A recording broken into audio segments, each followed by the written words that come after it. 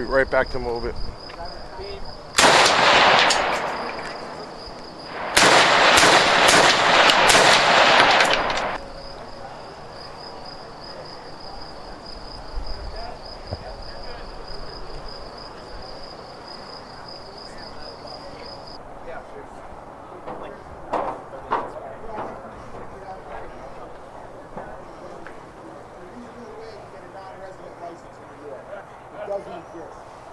Massachusetts has such a thing, as you all know, expensive, inconvenient, difficult.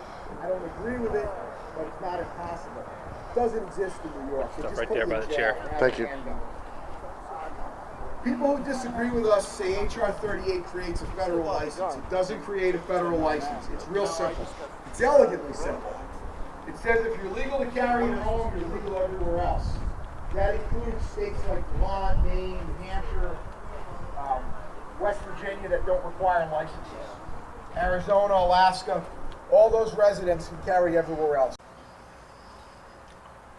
I learned an awful lot, and the tactics that were used to get us where we are now is the same thing. I saw a big parallel between what's going on with the land use and the sustainability community and those that are after your guns.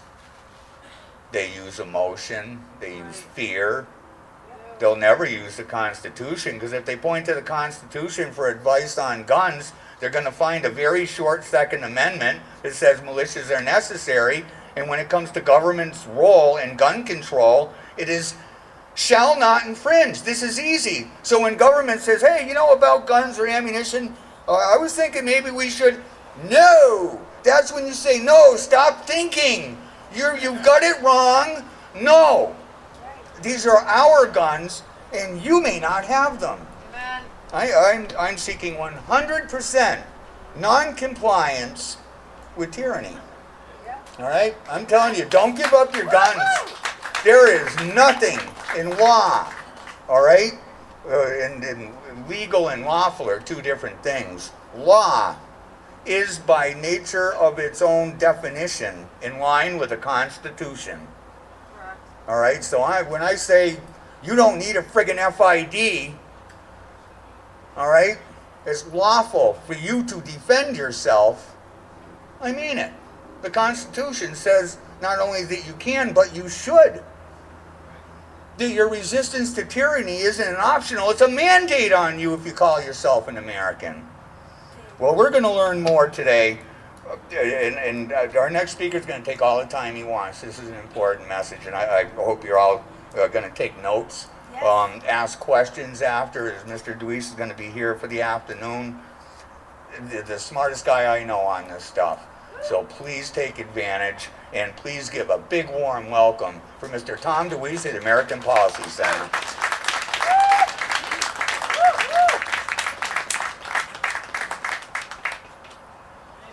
Thank you, Dave.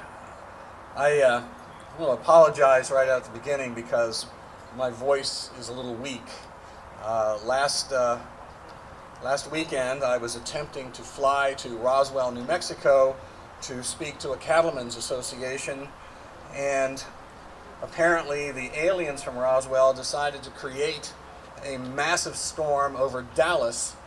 And from that point forward, I was a captive of American Airlines for the next 24 hours without food, without sleep, and I finally managed to escape on Monday morning.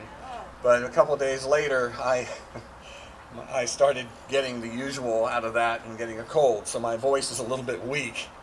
By way of also of introduction to what I do, yes, I've been working on the issue of Agenda 21 for over 27 years. Worked with some very good people. We began to be the first voices out there talking about what it is. And as a result of doing that, I've been attacked endlessly, and I'm quite proud to say that the Southern Poverty Law Center has done 4 separate reports on me, and I am a domestic terrorist. So, yeah, simply because I quote them. That's all I ever do. So, Dave gave you a bit of an introduction of Agenda 21. And I'm going to go through some of it to give you more detail, but I want to give you some specifics on how it's being implemented step by step through every nation, national, state, and local government in this country. Agenda 21 is the root of nearly every single political issue that we face today, from the growing assault on private property to gun control, to mandatory vaccines, to the education curriculum, to the very food we eat, and what we'll be allowed to put on our plates. And of course, as I say this, as I said, they accuse me of scaremongering and spreading conspiracy theories. Well, I'm not clever enough to make this up, this insanity. I'm just the one rude enough to quote them. From its inception in 1992, the United Nations Earth Summit, there were 50,000 delegates, heads of state, diplomats, and non-governmental organizations there. George H.W. Bush was there, 179 heads of state, all saying, "Oh, sounds like a good idea to me, okay." This was written by these NGO organizations, private organizations that get recognized by the UN as an NGO. And once they do that, they are able to work inside and write these documents. And this is a Nature Conservancy and the World Wildlife Fund and the Audubon Society and the Sierra Club and on and on and on. And they wrote Agenda 21. This 300, what they said was, the way they described it was, Agenda 21 is a comprehensive blueprint for the reorganization of human society. Just think what a massive statement that is. This 350-page, 40-chapter Agenda 21 document was quite detailed and explicit in its purposes and its goals. They warned us that the reorganization would be dictated through policies affecting every aspect of our lives.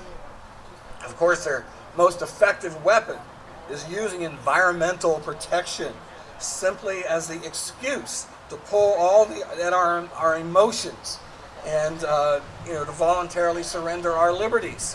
What they have said to me over and over again: it doesn't matter how many liberties or rights you think you have if you don't have a planet to stand on. That is the argument. That is the excuse. The truth of the matter is, most of the programs that they put in place to protect the earth actually do more damage. For example, the windmills, the wind turbines. If you were to go into the forest and find an eagle feather, and you were caught with that eagle feather, you would probably be fined something like $25,000 and thrown in jail. Endangered species.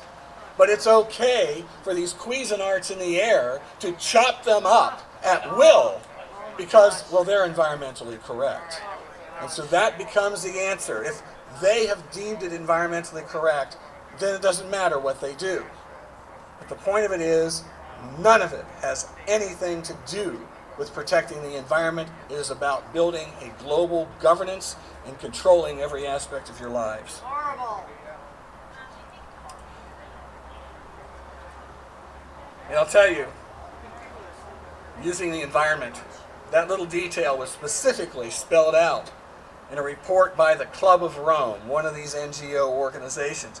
They said this, quote, "The common enemy of humanity is man. In searching for a new enemy to unite us, we came up with the idea that pollution, the threat of global warming, water shortages, famine, and the like would fit the bill. All of these dangers are caused by human intervention, and it is only through changed attitudes and behavior that they can be overcome. The real enemy then is humanity itself." That is diabolical. Get us to voluntarily give up our liberties. And man is not part of the ecology. Man is a cancer on the earth. Section 1 details social and economic dimensions of the plan, including redistribution of wealth to eradicate poverty, maintain health through vaccinations, and population control. To introduce the plan, the Earth Summit's chairman, literally an oil industrialist in Canada, believe it or not, a guy who is in charge of an operation that's ultimate goal is to get rid of the use of oil. But here he was as the chairman, Maurice Strong. He boldly proclaimed current lifestyles and consumption patterns of the affluent middle class involving meat intake, use of fossil fuels, appliances, air conditioning, and suburban housing are not sustainable. Of course, anything in the plan, if it's not sustainable, it must be stopped.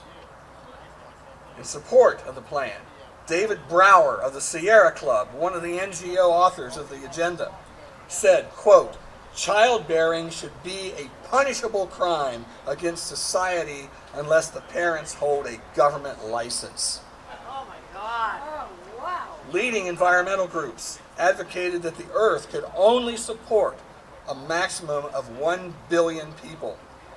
And leading the famed Dr. Jacques Cousteau to declare, he said, quote, "In order to stabilize world populations, we must eliminate 350,000 people a day." What? I've actually heard some environmentalists say the Earth can only support 250 million people. And I have said to them over and over again, you get in line first, the rest of us will follow you. Yeah, that's Haven't right. had any takers yet. Yeah. Hypocrites. God. This is the root of the drive for more and more abortions. Section 2 provides the conservation and management of resources for development by outlining how environmental protection is to be the main weapon, including global protection of the atmosphere, land, mountains, oceans, and fresh water, all under the control of the United Nations. Oh yeah. To achieve such global control to save the planet, it is necessary to eliminate national sovereignty and independent nations. Eliminating national borders quickly led to the excuse for openly allowing the natural migration of peoples. This is the root of the immigration invasion. Again, tied directly to Agenda 21. Every issue we're dealing with, the reorganization of human society. Keep that in mind.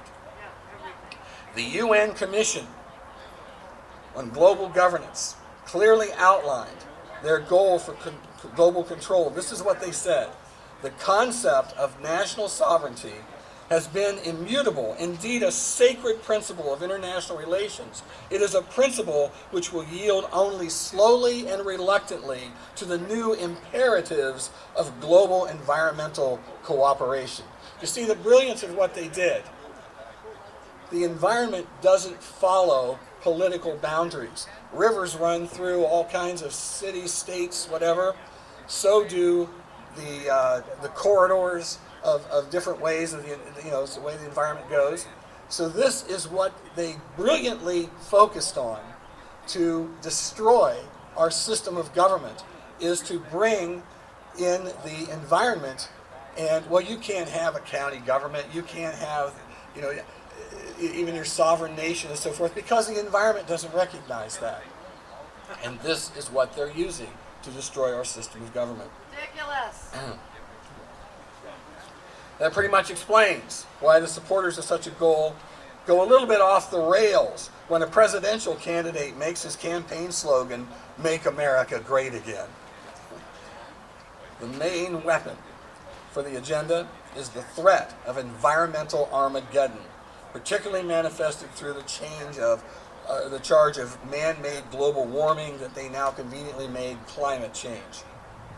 It doesn't matter if true science refused to cooperate in this scheme and the actual global temperatures are not rising, and there continues to be no evidence of any man-made effect on the climate.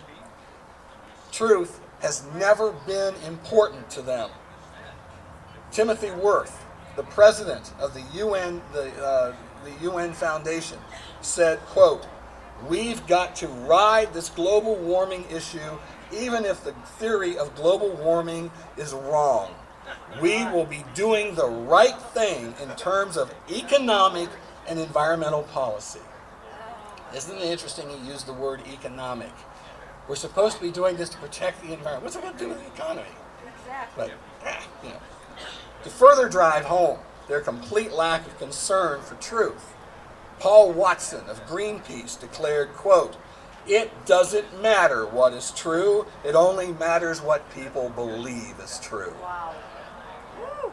So, in their zealotry to enforce the grand agenda, social justice became the moral force over the rule of law as free enterprise, private property, rural communities, and individual consumption habits became the targets labeled as racist and social injustice.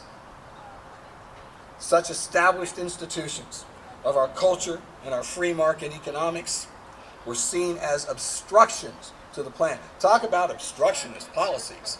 Goodness, free enterprise and private property. You're an obstructionist if you're standing on your land saying, "It's mine." Yeah. Oh no, that's a social injustice. That's racist. I guess we're all racist then. That's it. Finally, Agenda 21 was summed up in supporting documents this way. Quote, "Effective execution of Agenda 21 will require a profound reorientation of all human society unlike anything the world has ever experienced. It requires a major shift in the priorities of both governments and individuals and an unprecedented redeployment of human and financial resources.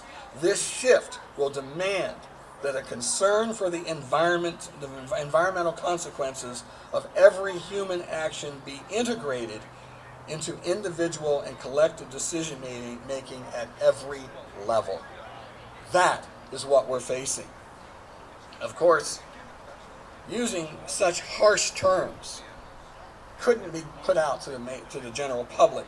They had to be hidden from the American people if the plan was to be successfully imposed. So they called it a suggestion for voluntary action, just in case some nation wanted to do something good for the environment. How many times I've run up against them and they try to counter my charges by saying, there are no blue-helmeted troops at City Hall. This isn't United Nations. This is all just voluntary. There is no enforcement capability of Agenda 21. However, using such innocent-sounding language, the Agenda 21 shock troops lost no time in pushing it into government policy. In 1992, just after its introduction at the Earth Summit, Nancy Pelosi introduced a resolution of support for the plan in Congress. It's interesting to note that she boldly called it a comprehensive blueprint for the reorganization of human society. In 1993, here's where it got interesting. New President Bill Clinton ordered the establishment of the President's Council on Sustainable Development with the express purpose of enforcing the Agenda 21 blueprint into nearly every agency of the federal government to assure it became law of the land. That's how it was done. Then, the American Planning Association, every single community in this country has a chapter of the American Planning Commission or some of their other buddies under different names operating to put these plans in place. The American Planning Association issued a newsletter in 1994 supporting Agenda 21's ideas as a comprehensive blueprint for local planning. So much for that voluntary idea. But as we, the opponents, started to gain some ground in exposing its true purpose, and citizens began to storm city halls, protesting the local implementation, suddenly the once proud proponents lost their collective memories about Agenda 21. Instead of saying it is a comprehensive blueprint for the reorganization of our society, suddenly it was, what? Agenda 21, never heard of that. Oh, you mean that innocuous 20-year-old document's got no enforcement capability? Interesting. And all they could say was all these plans are local, local, local. literally, if you look at the comprehensive plan for your community, I don't care where you live, if you look at that, then look at the language, what they're talking about, go on the internet and look up. These plans always end with things like 2030, 2040, 2050. That's their goal. That's your first clue of what it is. Look up Jamaica 2050. Look up Dubai 2050. You will see the exact same language, but it's all local, you understand? So, these were the excuses that rained down on all of us, from the planners, the NGOs, and the government agents, as they scrambled to hide their true intentions. As I continue to fight, I was attacked on the front page of the Sunday New York Times. They had a headline that said, "Activists fight green projects, seeing UN plot."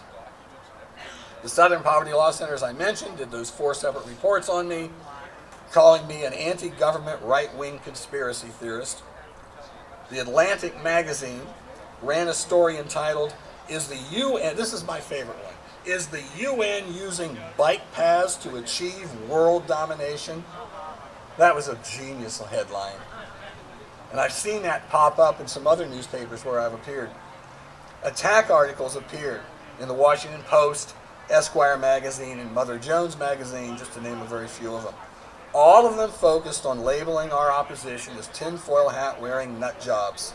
Meanwhile, an alarmed American Planning Association, I love messing with the American Planning Association, they are absolute cowards. They are scared to death that somebody's going to figure out what liars they are. They immediately created an Agenda 21 myths and facts page on its website to counter our claims.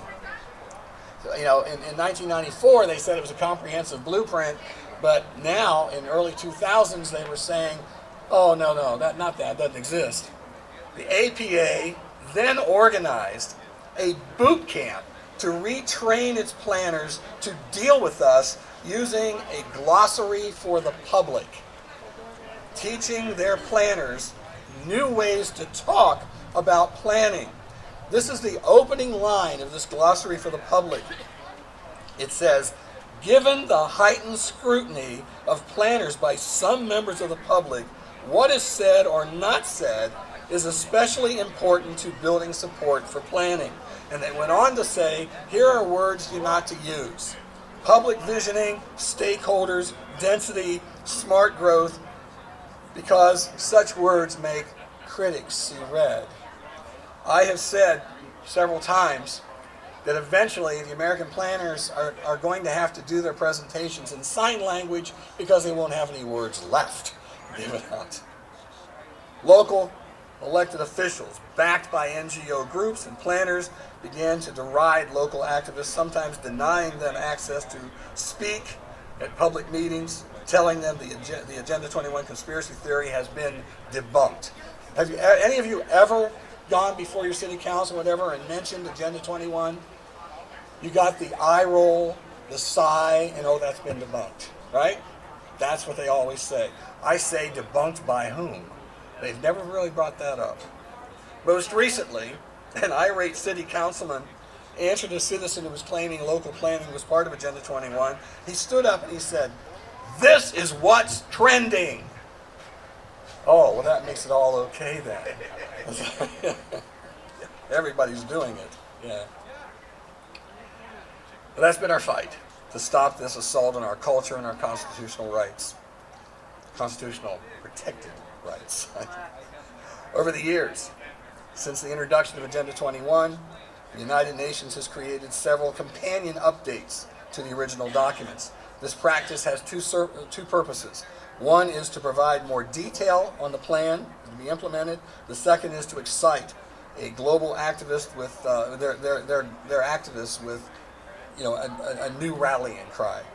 In 2000, the UN held the Millennium Summit, launching the Millennium Project, featuring 8 goals for global sustainability to be reached by 2015. They always have a goal, a date. Then, when those goals were not achieved, the UN held another summit in New York City in September of 2015, this time outlining 17 goals to be released by 2030. This document became known as the 2030 Agenda, containing the same exact goals that were first outlined in Agenda 21 in 1992 and then Agenda again in 2000, only with each new incarnation of it offering more explicit deep direction and for the completion of it. Well, each of these plans is exactly the same, from the same source, from the same purpose. Each one just goes into a little more detail than the one before it. Now, enter the Green New Deal, representing the boldest tactic yet. The origins and the purpose of the Green New Deal could not be more transparent. The forces behind Agenda 21 and its goal of reorganizing human society have become both impatient and scared. They're impatient that 27 years after Agenda 21 was introduced, and they've had hundreds of meetings, planning sessions, massive propaganda, billions of dollars spent, the plan still is not fully in place. Scared because people around the world are starting to learn its true purpose, and opposition is beginning to grow. So, the forces behind Agenda 21 have boldly thrown off their cloaking device and their innocent-sounding arguments that they just want to make, to protect our environment and make a better life for us. Instead, they are now openly revealing that their goal is socialism and global control, just as I've been warning about for the last 27 years. Now they are determined to take congressional action to finally make it the law of the land. Take a good look. See if you don't see what I've been warning about. First, I warned that Agenda 21 would control every aspect of our lives, including how and where we live, the jobs we have, the mode of transportation available to us, and everything, even what we eat.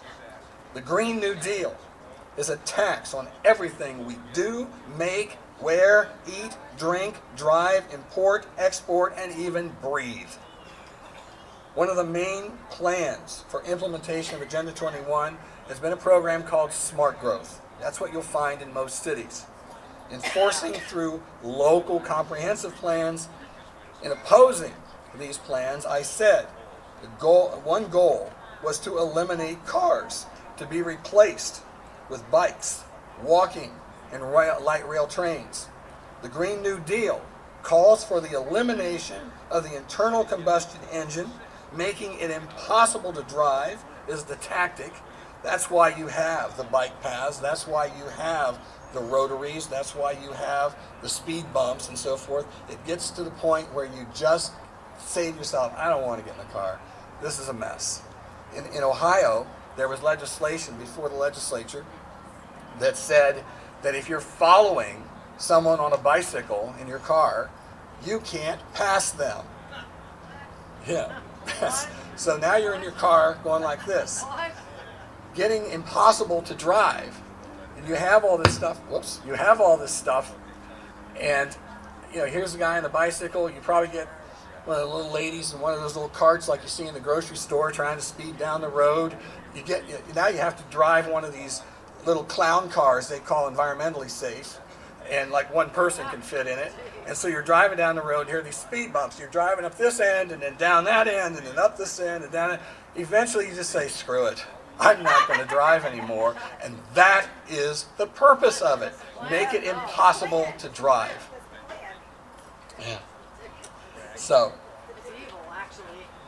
I warned that under under smart growth programs, now taking over every single city in the nation, that single-family homes are a target for elimination, to be replaced by high-rise stack and pack apartments in the name of reducing energy use. Minneapolis, Minnesota is removing zoning that protects single-family neighborhoods. The mayor of Minneapolis claimed such zoning is racist because the people living in such neighborhoods have self-segregated themselves from certain minorities that they don't want living in their neighborhoods. So now the plan is to replace single-family homes with a stack and pack of smart growth. Now, how many of you have your own home, your own single-family home? You racist people. I just cannot believe associating with such people. We just love it. In Baltimore, Maryland, well, first of all, in the state of Oregon, they're also working to eliminate single-family home zoning, claiming a housing crisis. Now, the reason they have a housing shortage in Oregon is because of these programs. It's the very reason for it. But they now say, well, there's no room to have single-family homes. We've got we need too many housing things. So, we're going to eliminate it. What about golf courses? Yeah. Golf courses have always been a target of them. Yeah, we should start using them. Yeah. For those homes. In Baltimore, Maryland, the city is forcing the building of Section 8 government housing in higher grade neighborhoods. In addition, landlords are no longer allowed to ask if potential tenants can afford to pay the rent. That's racist too. See. Meanwhile, more governments are moving to put rent controls on the landlords. First of all, they take the landlords and they charge them more and more taxes, and then they have all kinds of other regulations that make buildings more expensive and so forth. Now they're telling the landlords, but you can't charge rent for what all that's worth because, well, that's not fair. People can't afford it. So what's going to happen here is that landlords, private-owned buildings landlords, are going to go out of business and disappear. Single-family homes are going to disappear. And the end result is all housing will be in these stack and pack high rises, and it will all be government housing. That is the goal of sustainable development comprehensive plans. Eventually, that all housing is government controlled. And I'll tell you a little more detail about that in a minute. So, the Green New Deal calls for every building in the nation to either be torn down or retrofitted to comply with massive environmental energy regulations. Now, here's the interesting thing about the Green New Deal.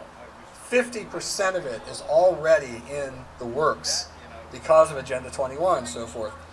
There is already a plan, an NGO organization called Form-Based Codes. Form-Based Codes are used to dictate that every building in town looks basically alike. It has the same floor plans, the same look at it, because they can control the energy use. This is the proper, acceptable thing. I warned that Agenda 21, sustainable policy, sought to drive those in the rural areas off the farms and into the cities where they could be better controlled. Now, when we said that, people say, oh, come on. How are you going to herd people off the rural lands into the cities? Well, the answer to that is make it impossible to live there. And that's exactly what they've done. As I mentioned, I was going to speak to a cattlemen's association. The beef industry is in a direct target for elimination. It is incredible to learn. You ready for this? The World Wildlife Fund, one of the top 3 huge, massive, wealthy, powerful, and radical environmental groups working directly out of the UN, the World Wildlife Fund, that has said the only way to save the earth, well, one way to save the earth, is we've got to stop beef consumption. The World Wildlife Fund is now in charge of the American beef industry. Yeah. Bad, very bad. What they've done, working with the packers, there are only 4 main packers in this country. That's where the market is. The cattlemen don't have a market. They take their beef to the packers.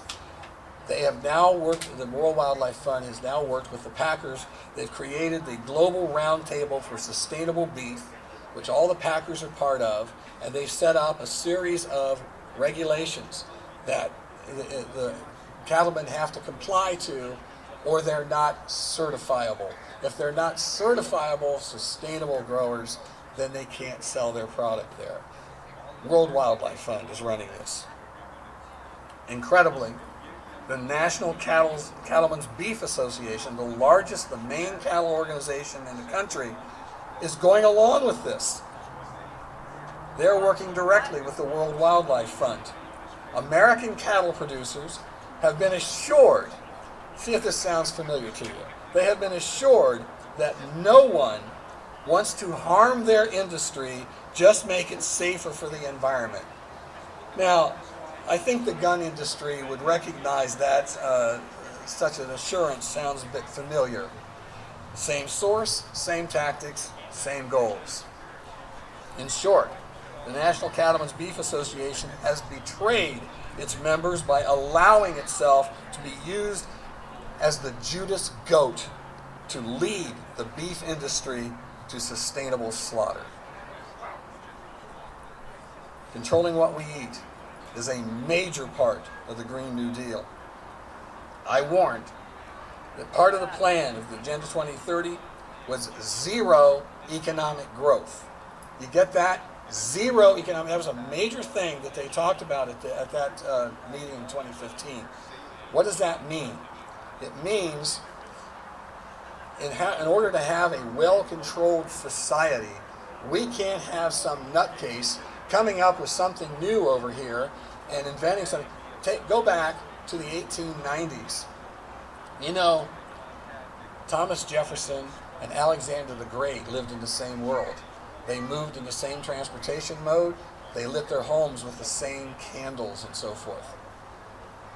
1890s, along comes Thomas Edison. And he creates this electric thing that goes into your house. Not only did it light your house, it also gave you all kinds of tools you could use in your house to do things. Then along comes Henry Ford. And he creates a means for everybody to have a car. And then came the Wright brothers. And they figured out a way to really move out and do things. Agenda 21, sustainable development for promoters, cannot afford to have another Thomas Edison, Henry Ford, or Wright brothers. That would mess up their well-laid plans. Zero economic growth. Everybody stays the same. The Green New Deal calls for a massive welfare plan where no one earns more than anyone else. Incentive is to get ahead will be dead. New inventions would disrupt their plans for a well-organized society. So where will jobs come from after they have banned most manufacturing, shut down most stores, single-family home construction, closed the airline industry as it calls for, and severely regulated farms and entire food industry? This is their answer to the hated free markets and individual choice. Let me give you just real quick. In America, these NGO organizations are really careful how they say things. They don't come right out and tell you what they really mean. In other countries, they're not quite so careful. We were able to uncover a report on the Green New Deal is not American, it is global. We were able to find a report from a French NGO group talking about the Green New Deal for France. This is very telling. Let me just share a couple of them with you because there's lots of these things. Mandatory occupancy rate from 1.6 to 2.5 people per vehicle by 2028. In other words, if you're going to drive somewhere, you got to have somebody else in there. You know, you got these carpool lanes, things like that. This is like becomes mandatory. That's the way you get around. Mandatory fixed working hours in order to simplify the implementation of public transportation and carpooling. So now they make it so the energy could, you know, with the shortage of energy that will be created by this, then you have curfews on energy. I don't know what you're going to do in those stack and packs when you have, you know, the elevator isn't running and you're on the top floor or whatever. But you know, now they've got a problem. And so they need everybody to go to work at the same time. So we're going to have these mandatory fixed working hours. So there won't be stores open at night. There won't be factories running three schedules and all that.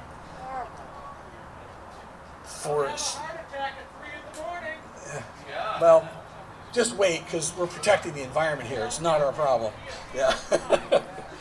For short trips, I love this one, less than 3 miles, the standard should be soft transport, bicycles. So if you're only going 3 miles or less, you don't drive the car.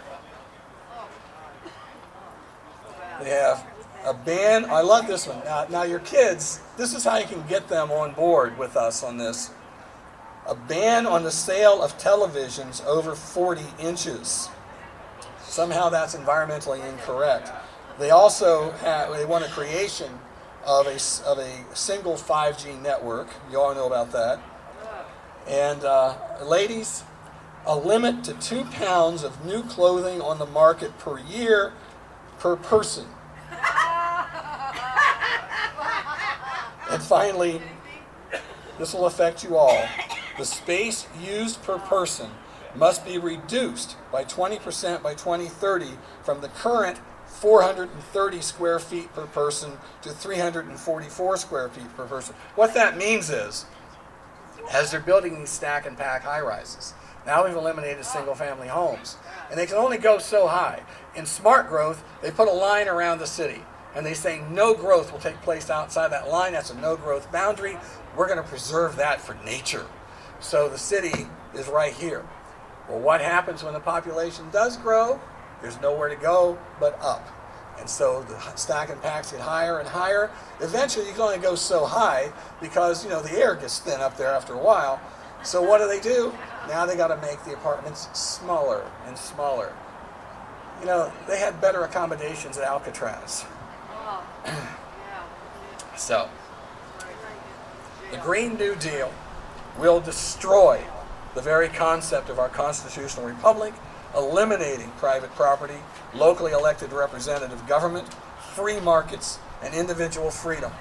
All decisions in our lives will be made for us by the government just to protect the environment, of course. Though the label Green New Deal has been passed among global circles for a while, it's interesting that the leaders have now handed it to a naive, inexperienced little girl from New York who suddenly found herself rise from bartending to a national media sensation almost overnight. That doesn't just happen. And there is no miracle here. Alexandria Ocasio-Cortez is a created product. They probably needed her inexperience and her enthusiasm to deliver the Green New Deal, because no established politician would touch it. Now that it's been introduced and she is set up to take the heat, the gates have swung open, allowing more than 90 members of Congress to co-sponsor it in the House of Representatives. And please, do not fall for that 51 to nothing vote in the Senate, where the Republicans, came up with that vote. The Republicans have fallen into a very well-laid trap in that, because they laughed when Ocasio-Cortez introduced the Green New Deal. Such a silly, stupid little girl, they said with great hilarity. Then they really showed them when Mitch McConnell immediately brought it up for a vote in the Senate, and the vote was 57 to nothing. They laughed that even its supporters wouldn't vote for it, for this joke. What a laughter. Ha, ha, ha, ha, ha. Leaders of many established conservative organizations in Washington laughed too. As I warned, the Green New Deal was the most radical step to enforce Agenda 21. I even had some of my own supporters, as I put some emails out talking about this, they sent me snarky emails, laughingly telling me, this is just too nuts to even be made into law. Ha, ha, ha, ha, ha. Wake up, Tom. The real fools are the Republicans, who have failed to understand the determination of these forces behind that silly little girl. The Socialist Democrats set a trap, and the Republicans marched right into it. In short, they made what the Democrats did was they did a classic negotiating tactic.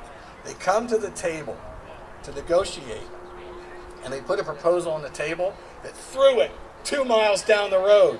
Much more radical than the Republicans were expecting, much more radical than anybody ever put out there before. And then the Republicans looked at that and they said, well, golly, we can't do that, but let's discuss this. We can be more reasonable than that. Republicans were completely unprepared. It sounded too nuts, too far out. But you know why it sounded nuts and far out to them? Because for 27 years they refused to listen to my warnings. That's why it sounded nuts. If they had listened, they would have seen this for what it was and they would have known. They thought, no one's going to fall for that. The Senate vote showed them. What really occurred here was that the Green New Deal pushed the radical agenda way beyond anything ever imagined by Republicans' conservative leadership. But watch what's happened since the Senate vote and the laughing began. Almost 100 Democrats, as I said, have co-signed onto the bill. Nearly every one of the 20-plus Democrats running for president are talking about it. The news media is filled with stories on pieces and parts of the Green New Deal. The discussion is growing. But here's the kicker. Here's where the laughing stops and the Republicans fall in the trap. Florida Republican, conservative, Matt Gaetz, has announced that he is working on the Green New Deal light. Says Gaetz, his bill will be more reasonable. 10% less an alternative to Ocasio-Cortez Green New Deal. 10%. You've seen the estimates of, what, $40 trillion or something like that? Well, this is 10% less than that. More reasonable. In the Senate, Tennessee Senator Lamar Alexander is countering with his Manhattan Project for clean energy. The difference of the Green New Deal, literally nothing. And most recently, Senator Lindsey Graham said, we owe it to the country to have an alternative to the Green New Deal. He said he was frustrated because large parts of the Republican Party still resist the idea of climate change legislation. Senator Graham, you're an idiot. That's right. You and other faltering Republicans, you seem to not understand that any attempt to provide an alternative to the Green New Deal means an automatic endorsement of the radical and wrong-headed stuff in it. It's trying to be more reasonable. This is exactly what the Democrats were counting on. You know, we have an alternative to the Green New Deal. It's called free enterprise. It's called private property. It's called individual liberty. And we already have it. All we have to do is defend it. Stand there and say, oh golly gee. Idiots.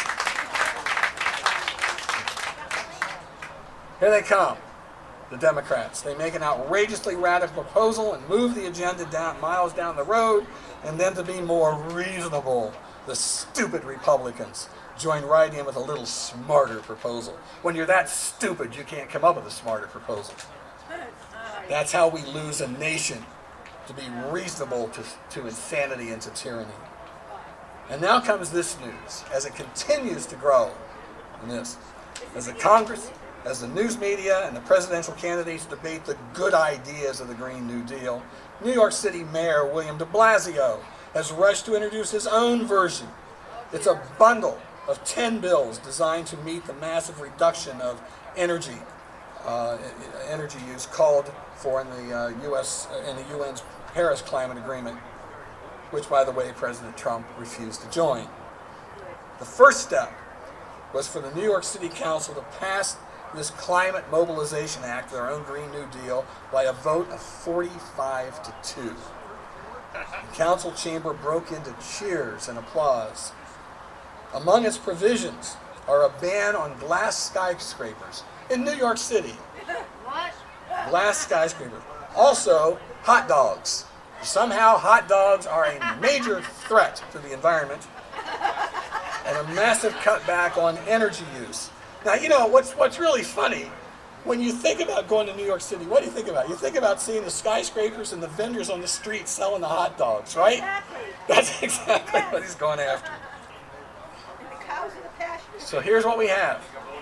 State by state, city by city, the radical provisions of the Green New Deal are being put into force. Controls on what we eat, how we live, and how we move about. That is Agenda 21, the Green New Deal. Disaster to our economy and to our way of life. And it's happening at a rapid rate. So who is laughing now?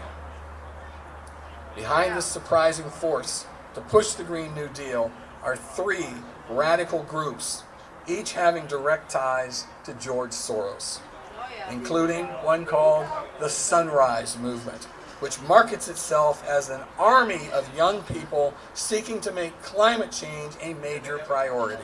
So they get the young people in the streets doing that. Justice Democrats, which finds and recruits progressive candidates.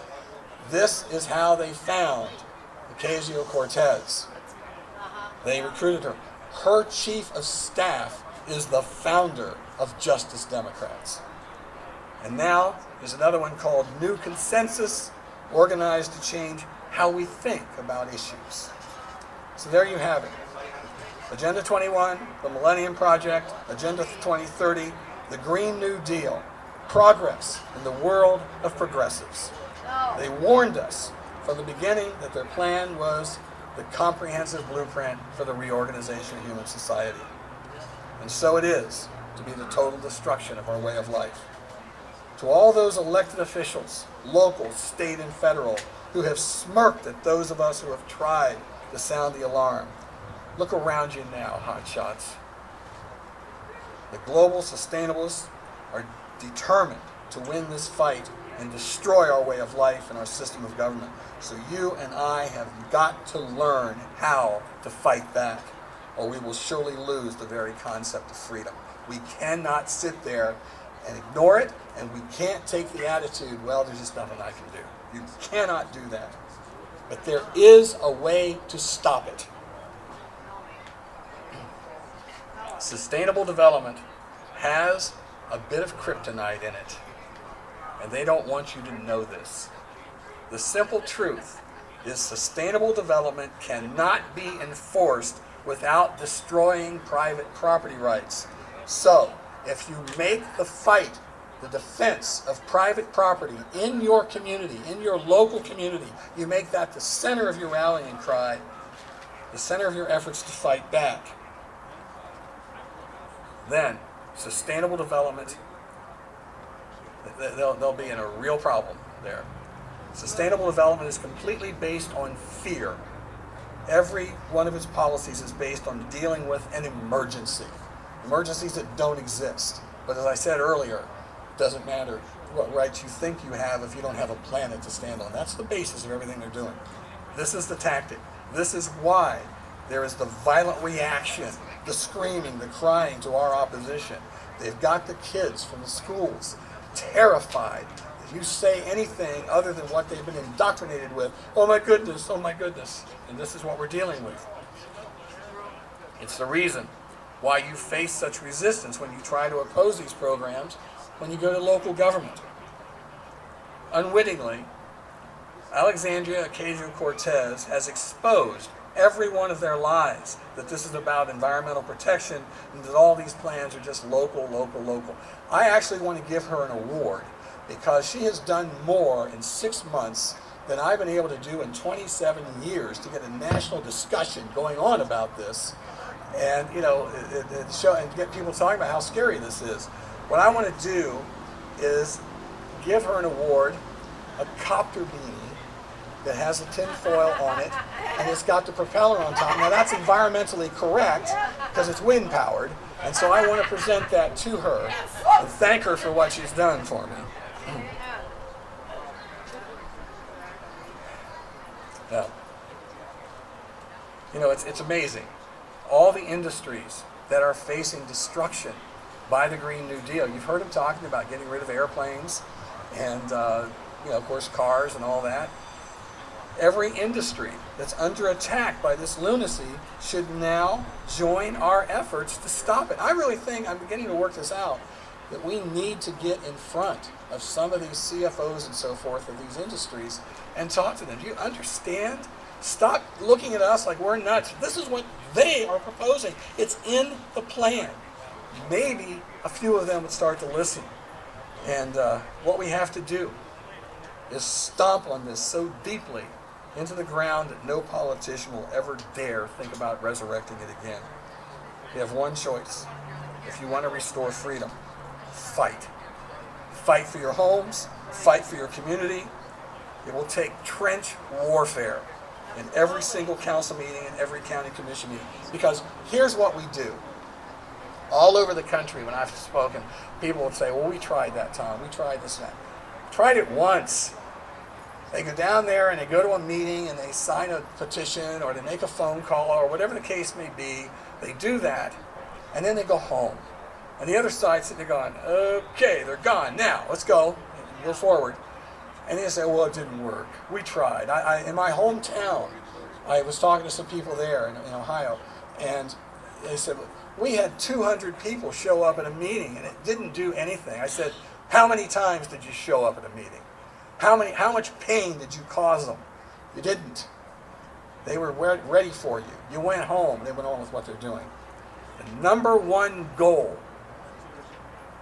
every time you hear them talking about applying for another federal grant, stop your local officials from taking these federal grants. They are the poison that is distributing this. They have the small print in there that is dictating it.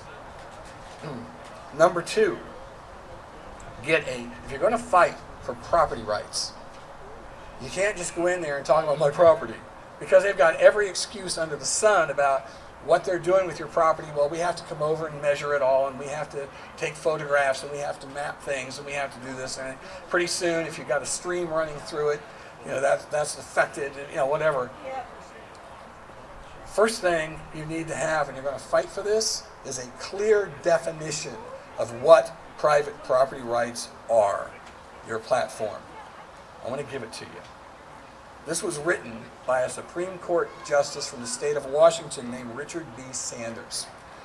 He wrote this back in 1997, and the reason he wrote it is because with Agenda 21 Sustainable Development Programs, they were getting more and more regulations, more and more court cases over property rights, and they realized they didn't have a good definition. So he wrote this one. Quote, property in a thing consists not merely in its ownership and possession, but in the unrestricted right of use, enjoyment, and disposal. Anything which destroys any of the elements of property to that extent destroys the property itself. The substantial value of property lies in its use. If the right of use be denied, the value of the property is annihilated and ownership is rendered a barren right. That is exactly what each of you are facing with your property, a barren right. You have no rights to do anything on your property but pay the taxes and the mortgage. Every other decision is made by somebody behind it in a closed door. That is what we're dealing with. Now, you want to see a sustainablest head blow off, use the word unrestricted. Oh my goodness, so somebody doing something on their own? Oh no. Tom, Yeah. who's the author of that definition? His name is Richard B. Sanders, Supreme Court Justice of the state of Washington. Yeah. And I can share it with you again afterwards too. But, this is, let me tell you this. Since the beginning of human society, we've always had nuisance laws.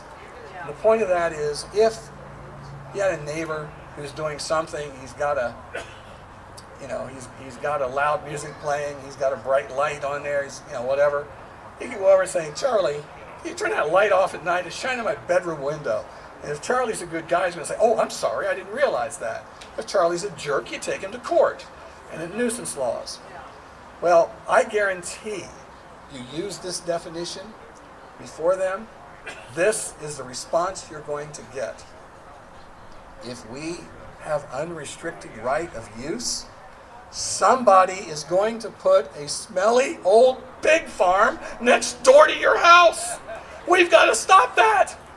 They will use it every single time. They obviously really hate pigs, but that's what they will come up with. I challenge you to try it and see if I'm not right.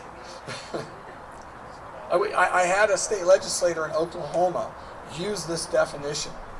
And the Greens came down with a sledgehammer you wouldn't believe. They went to every single city council, every mayor in the whole state. We've got to stop this bill. And what was the reason? They're going to put a smelly old pig farm next door. It's pathetic. Private property ownership and its unrestricted use is the foundation for a nationwide revolution of freedom. Demand it. Above all, to fight back today, you and I need to know that the tyranny of sustainable development is not inevitable. It can and it will be stopped. We are beginning to make progress in this fight. And they're baby steps. I don't make any excuses for that. But we are learning new tactics and legislative plans to knock out sustainable policies. A revolution is beginning to stir as people are waking up to these threats to our way of life. Give you an example. A tiny little community in Alabama called Biola Battery. If you watch Forrest Gump when he's on a shrimp boat, he's in Biola Battery. This is what they're known for. They have like 15 different shipbuilding companies there. It's a beautiful place right on the Gulf in Alabama. Well, a bunch of environmentalists decided we're going to take control of this. And they already had the grants, and they had a 40-page document written up to create ecotourism in Biola Battery. Now, there's a reason that sounds like eco-terrorism, because this was going to let the government control everything on people's property. And one of the things they said was, all you shipbuilding companies don't have to worry about it. We'll grandfather you in. Unless a hurricane or a fire or something else came in and destroyed it, well, now we'll make it a bistro for the tourism. Your company's gone. Well, some people in town, I'm happy to say, and heard me speak on Agenda 21, and they recognized what this was about, and they went to war. They were able to get a mayor and a 5-member city council that were already voting in favor of this to reverse their vote and kill it. And so that was done. And not only, and I talked to the city council member that led that fight, he said, we didn't just kill this bill, we passed a resolution saying they could never bring it back up. So that was a victory. Recently, I was in Shreveport, Louisiana, where a courageous group of people stood up against a congressional bill to place their community in what was called the Caddo Lake National Heritage Area. 900 miles of controlled land. Now here's what you have to know if you don't know about national heritage areas. National heritage areas are used to sucker you in. You love your country. You revere our history. And of course you want to preserve it. And so they've used that word, historic preservation or heritage. Well, it's exactly the same groups, the environmental groups, the sustainables and so forth. At Caddo Lake, there were people who have, boat docks and so forth all the way around. All of those were going to be removed and so forth. And again, some people who had read my materials and so forth started opposition. I was able to travel there and speak to 400 residents in this very, very rural area. The strength and the determination of this local opposition scared the living daylights out of the congressmen who were sponsoring it, and they pulled the bill. Most exciting is that several industries are now, that they've ignored us for years talking about this, they're now starting to understand that they are targets. A few months ago, believe it or not, I was invited to Los Angeles to speak to a landlords association. They are now beginning to understand that they are targets, and I've been able to open up that dialogue with them and help them begin to fight back. 2 weeks after that, I traveled to Oklahoma to speak to Cattlemen's Association, where I began to learn about what was going on there. And they are beginning to understand that sustainabilists are working to put them out of business, and opposition is growing in that. I just put it this week. I put a major article out on it, and it's causing a major stir.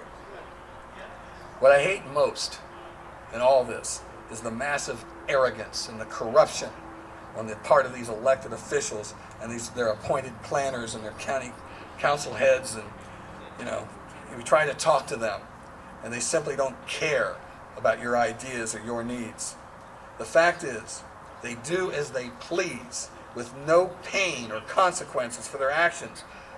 If you file, if they do something that's hurt you with your property, and you file a lawsuit, and you win, well, they don't get any repercussions from that. The taxpayers pay the fine, the legal bills, and all that. They just move on. They just laugh at you. You go into city council, as I mentioned earlier, you get the smirk, the eye roll, dismiss. That's what creates a dictatorship. If they enforce a policy, as I said, they don't have any consequences for their actions. So what can you possibly do to change that? For years, as I've gone to different meetings with people, I've always brought up, if we could just get some legislation passed that would get people to, that make them responsible for what they do, that they are going to be sued directly and they are going to have to pay for it. But how are you going to get legislators to pass legislation that says they're now going to have to pay their own consequences? So I was at a meeting in this past February, and I brought it up yet again. I discovered there is a way to force them to be accountable to you and I. Working on, and I'm working on the details of this. I don't have it ready yet. In fact, I'm going to Idaho in the end of the month for a meeting. We're going to work out a lot of these details. But I want to give you an idea of what we're working on. In the 1964 Civil Rights Act, there is a special section called Section 1983. That says that if anyone, citizen or elected official, violates your civil rights, they will be held personally accountable, they will pay their own fines and their legal fees, and they might even go to jail. Well, as I heard this, I did a couple of flip-flops, and I said, well, the first thing I wanted to know was, did Section 1983 include property rights violations? Could we use it for our fight? Well, I found out, yes, it does. I'm working with an attorney, Fred Kelly Grant. Anybody heard of Fred Kelly Grant? Anybody ever heard of the Trans-Texas Corridor? Yes. Fred Kelly Grant is personally responsible for stopping the Trans-Texas Corridor. He is a very creative man. And he told me that, yes, indeed, he has used Section 1983, and he's won. So I'm meeting with him in Idaho at the end of the month to put these details together. What we want to do, we want to create a training manual that will help activists understand. I mean, Fred sent me all this stuff, and his legally is gibberish, and I didn't understand what he meant. But the other step is we want to file 2 trial runs. One in the city, one in the rural areas. I've already got the Oklahoma Cattlemen's Association that wants to be the trial run on the rural part of this. So we'll get that, and then we have it all down there. And so we'd have precedent-setting cases. Once this is done, I intend to get this powerful new weapon into the hands of every desperate property owner in the nation to file these suits on a massive level. And I'll tell you what, I want to knock those smirks off their faces. And I want to see the little sweat glands start to come down. They're next. Frankly, I believe that if we win just a couple of these cases, we won't have to file more suits. We just have to threaten that we will. Stand in front of them and say, "You're next." That's what I want to achieve. You go! You go! You go! I believe that this could be the atom bomb of our fight Oh, yeah. to stop Agenda 21 and push government back into its constitutional bottle. Oh, yeah. And I really wish I could give you everything right now. I hate to leave you without that weapon, secure in your hands. But I am working on it, and I'll get it there as fast as I can. Thank you. Meanwhile, Thank you. I can say to you is stop looking down in defeat. Stop believing that their side is too powerful. Understand that they are terrified of the possibility that you will learn that they only have power so long as you believe they do. You know, these NGO groups, they're all 501c3 private organizations. They're not government. So interfere with them. Their worst enemy is a bright spotlight on their corruption. Yeah. We need to stand strong, rally local neighbors to stand with us against the powerful forces. And one way you can do that, you find out that their comprehensive plan is going to affect a neighborhood over here. Go into that neighborhood and say, you know what they're about to do to you? Recruit more people. Bring them on board. Get them to fight your fight with you. A weapon that you can use right now is called Precinct Captain. It's a gift our founding fathers gave us to keep control of our government. You can begin to organize every voting precinct one by one. There are thousands living in the cities who are just as frustrated as you, feeling helpless, waiting for someone to come to their rescue.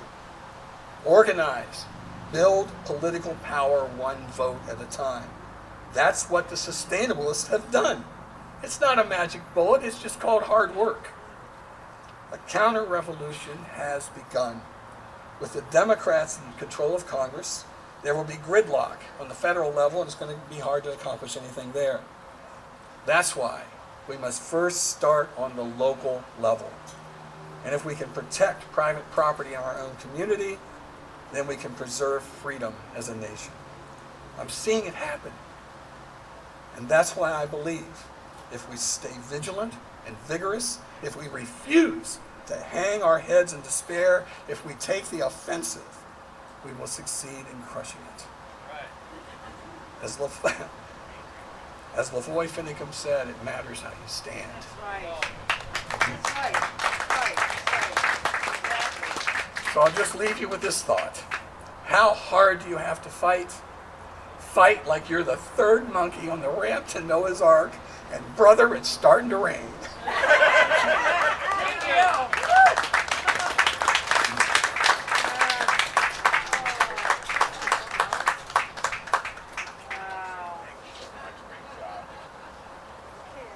All right.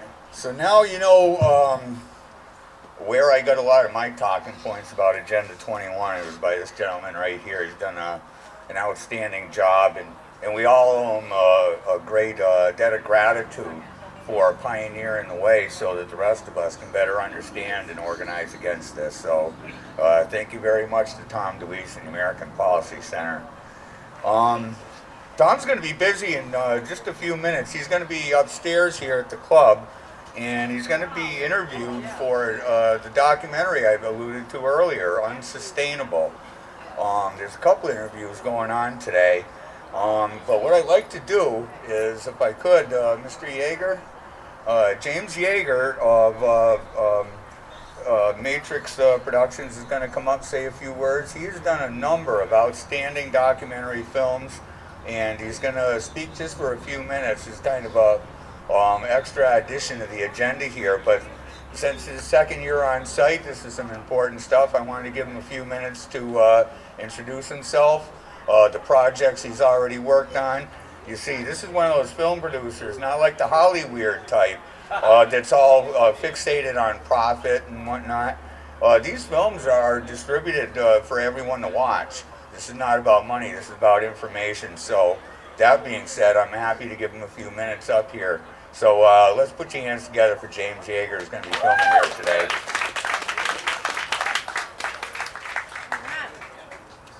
It was thunderstorming yesterday like crazy, and then it's supposed to thunderstorm tomorrow. But today we have perfect weather. So I think the gods probably are on the side of the Second Amendment. At any rate, some of you may have come in and seen a bunch of tinfoil contraptions up in the room upstairs. I just will show you we're not trying to ward off 5G or some alien invasion. We're using those to reflect the light. As David said, we did a shoot here last year, and we've been making these public service documentaries. We made one last year at the rally last year called Good Guys with Guns. Even though we stole the title from Wayne LaPierre, I must have called his office 30 times to try to get him in the movie. But for some reason, the NRA does not participate in movies that actually support the Second Amendment, especially the first 13 words, a well-regulated militia being necessary to the security of a free state. So those are probably the 13 most unacknowledged words that ever existed. And we made a movie about that a number of years ago called Molon Labe. As David said, all these movies are up on the internet for free. They're public services. They're all donor financed, and I'm not asking for any money here, but I just will say this: if they were equity financed, the investors would not allow them into the public until they made their money back. So we actually make them, and we're on the 10th film. There's like a little pile of these things here. The very first one, just to give you a quick history, we shot this in 2005. My dad came up to me one day and he handed me a copy of the book, The Creature from Jekyll Island. Has anybody here heard of that? Ed Griffin's book on the Federal Reserve System.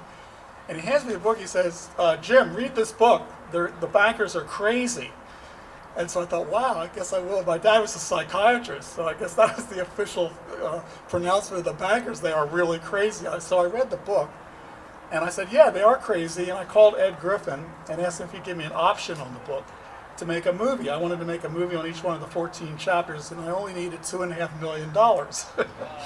So we went out to the left and the right, and they came up with some money, but not quite $2.5 million. But anyway, we put out Fiat Empire.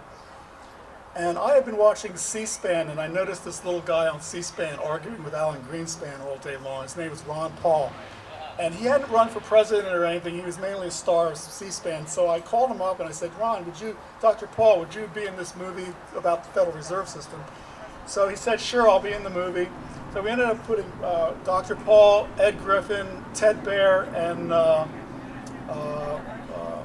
Edwin Vieira, who's my producing partner, who wrote Sword and Sovereignty, which many of you are probably familiar with, and by necessity at tyranny by necessity. Anyway, we made this movie, and to our surprise, about 3 million people downloaded it, and it went viral, and they gave it a telly. So I thought to myself, gee, this is a movie about, what the bankers are doing with the Constitution. Article 1, Section 8 and 10, right? The money's supposed to be backed by gold. No thing but gold and silver are money. That's what it says. So, gee, they're not really following the Constitution. Could they possibly be not following the Constitution on any other issues? Let's take a look at this. So we found out, well, yeah, the Second Amendment. It's as if the Second Amendment, at least the first 13 words of it, as I mentioned earlier, don't even exist. So we made a movie looking at the Constitution, and we made Original Intent, again with Dr. Paul, Edwin Vieira, Ed Griffin, and Ted Baer. But Pat Buchanan came into the movie. And as soon as that happened, a lot of my friends just said, what's wrong with you, James? Pat Buchanan? But if you ever actually read his books, he basically is talking pretty much about the things that we're confronting today, but he came up with basically laid them out in about 10 books, well before that. But this movie is called Original Intent: How the Democratic and Republican Parties Are Destroying the American Dream. And the idea behind this movie is neither the Democrats or the Republicans are perfect. I hate to both of them have some good ideas, and both of them have a lot of bad ideas. So this movie basically is about, let's take an honest look at the Democrats and the Republicans from the point of view of the Constitution, the original intent of the Constitution. Now, as I mentioned earlier, I'm working with Edwin Vieira. Does anybody know him or of him? By Tyranny Out of Necessity, Sword and Sovereignty are two great books on the Second Amendment, and you can get them on Amazon. But these books are like 1,500 pages each. These are the books, the most extensive books ever written on the Second Amendment. And so this movie here, Mulholland Lob, come and get them. Okay, how many here know what Mulholland Lob means? Come and get them, right? Get them. Leonidas yelled that to the Persian emperor. Come and get it. You're not getting my guns. I'm not giving them up. So this movie here could be logged up, Come and Get Them, and it's an explanation of the Second Amendment with accent on the first 13 words. And we have a great lineup in here. We have Ron Paul's in this, Pat Buchanan, Alex Jones is in this, Ed Griffin, Chuck Baldwin, David Gilley, Larry Pratt, Walter Reddy, Stuart Rhodes, Larkin Rose, Jack Rooney, and Edwin Vieira. So a lot of you probably heard of these guys. But anyway, Come and Get Them. The next movie we made after this was Came and Got Them. That was Midnight Ride. I don't have a sample of that here, but the idea is, if they ask for the weapons, you're going to tell them to come and get them out of your cold, dead fingers.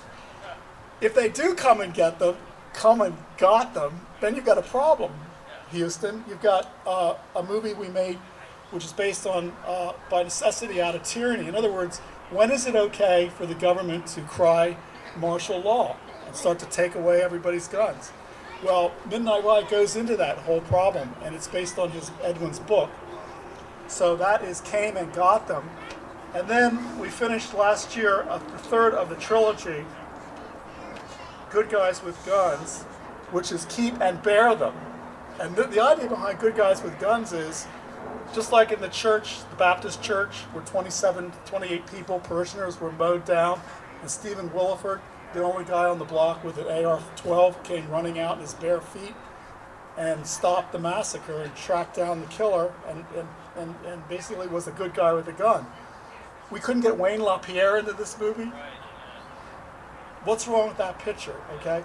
But Stuart Rhodes of Oath Keeper has been incredibly supportive of these movies, and I can see there's a bunch of Oath Keepers right here, right on guy. Stuart was supposed to be here today, but unfortunately he couldn't make it. He had to go attend to some insanity down on the Mexican border, which has been going on for years. So I'll apologize for him. I know he's really disappointed he couldn't make it. But Oath Keepers has just been incredible. Oath Keepers did the premiere for this movie, Cultural Marxism. And the Oath Keepers out there premiered this, and this was about 10 years ago. So we've been working with Oath Keepers for about 10 years, for about 5 films now. And we did this one. We did another one called Spoiler, which is all about third political parties.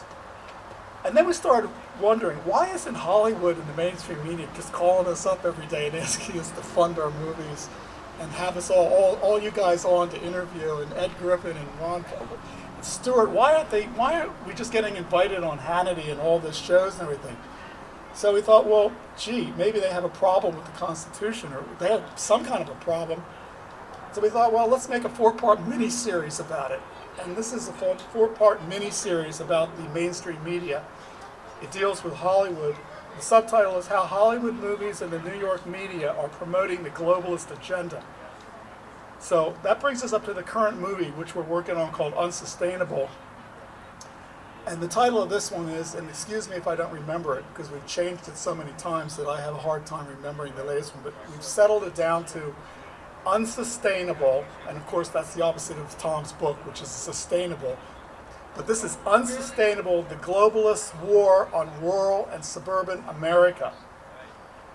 And as Tom explained to you, this really is a war on property rights.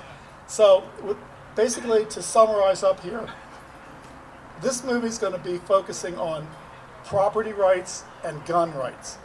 Because if you don't have both, you really don't have a free state. A well-regulated militia being necessary to security of a free state, the right of the people to keep and bear arms shall not be infringed. So you have to have those two things, because if you're like most of these governments around the planet, 193 of them, all UN members, they make it difficult for their people to own real estate. So therefore they can never get out of poverty.